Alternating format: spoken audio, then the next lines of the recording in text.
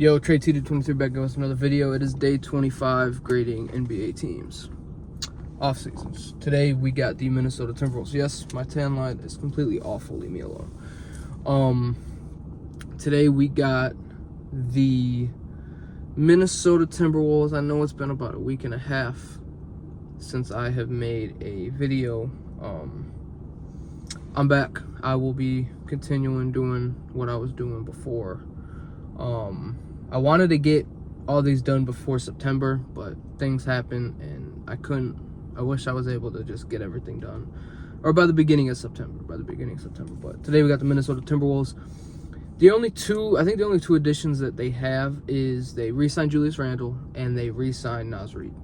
They also lost Nickeil Alexander-Walker, which I don't think is going to be too big of a deal. I think they just signed Rob Dillingham, and no, not Rob Dillingham, Bones Highland, and then I think they drafted, I can't remember his name,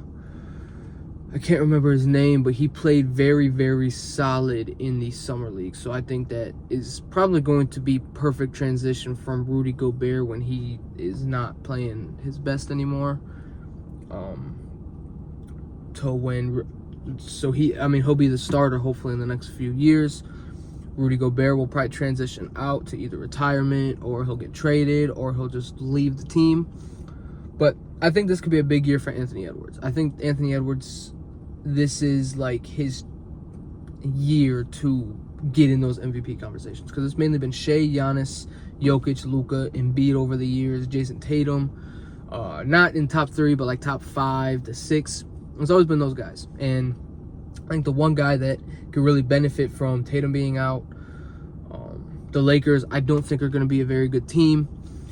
And Shea just winning his MVP, Jokic having all those MVPs he has, I think it's going to be between 3 players that are going to win the MVP. It's going to be between Luka, it's going to be between Anthony Edwards, and I think a dark horse, but not a dark horse, is Kevin Durant. I think it could be between those 3, but I think Anthony Edwards, this is his big step. This needs to be his big step year, where he's playmaking out of double teams. He's being able to read the defenses. He's being able to play make, because with Mike Conley being 40 years old, he can't really do the things that he was able to do the past few years. Like the first year they had Mike Conley, cool. He was like 36, 37, maybe even 35. It was really good for him. And then he's just gotten older and older and older. Karl Anthony Towns got traded, which I think that was probably the bigger mistake for them, even though Julius Randle played great for them. But I do think this is Anthony Edwards' big step. He took a big step, was not a good three-point shooter the year before, or 2 years ago. Last year, made the most threes, and he had a pretty damn good three-point percentage. He also took a big leap in playmaking. Before, he was not the best playmaker. And towards the end of last year to end of the playoffs, he was very solid from the playmaking aspect of his game. But I do think this could be a really good Minnesota Timberwolves team. Do I think they're going to be a team that has home court advantage? No, just like last year, they were the 6th seed. They beat the Lakers and they beat the Warriors without Steph Curry. But that's not here. But yeah, I do think if Jaden McDaniels could take a big step as well, if Rudy Gobert can be the really good defensive player that he has been and always probably will be, if Julius Randle can take that all-star leap again, he was all-star 2 years ago. Last year was not an all-star. I don't think he was an all-star. If Jaden McDaniels could take a big step, you still have Dante DiVincenzo off that bench. Again, you have Naz Reid. You have Terrence Shannon Jr., who hopefully can take some big minutes, because Nickeil Alexander-Walker is gone. You have Rob Dillingham, who hopefully, again, another guy that can hopefully take a little bit of a leap and get at least some playing time.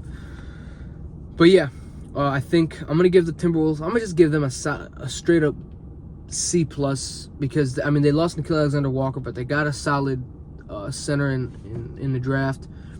They brought back Julius Randle. They brought back Naz Reid, which was basically what they really wanted. And yeah, I think they might have tried to get Kevin Durant, but KD did not want to go to the Timberwolves, which I don't necessarily blame him. But then again, I do wish Anthony Edwards and Kevin Durant could have been on the same team. But this is going to be it. Peace.